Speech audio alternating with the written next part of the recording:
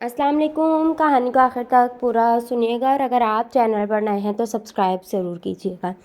एक औरत को चौथी तलाक हुई और उसने पांचवी शादी कर ली, लेकिन एक लंबे अरसे तक पांचवी तलाक ना हुई। तो अड़ोस पड़ोस और सहेलियों को बड़ी हैरानगी हुई। उन्होंने वजह जानने की कोशिश में खातून से सवाल किया, बहन क्या वजह बनी कि आपको 4 तलाक़ें तो जल्दी हो गईं, लेकिन अब 5वीं बार आपने एक लंबा अरसा गुजार लिया, कोई तलाक नहीं। खातून ने जवाब दिया, पहला शौहर हर बात पर टोकता था, मेरा गुजारा नहीं हुआ और मैंने पहली तलाक लेकर दूसरी शादी कर ली।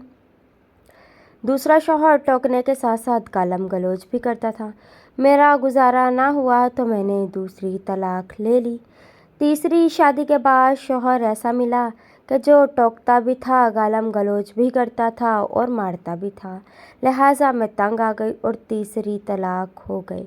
लेकिन मुझे चौथी शादी भी रास ना आई, क्योंकि चौथा शौहर टोकता भी था, गालम गलौज भी करता था, मारता भी था और घर से भी निकाल देता था। मैंने उससे भी जान छुड़ाई और चौथी तलाक ले ली। फिर घर वालों ने मेरी 5वीं शादी कर दी। अब ये टोकता भी है, गालम गलौज भी करता है, मारता भी है और कभी कभी गुस्से में घर से निकाल भी देता है और खाने को भी नहीं देता। लेकिन मैं इससे राज़ी हूँ और तलाक नहीं लूँगी।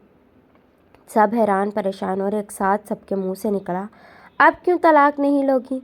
खातून ने जवाब दिया, पहले सब तजर्बों से मालूम हुआ कि हर बार पहले से ज़्यादा ज़लालत, तकलीफ़ और दुख मिले हैं।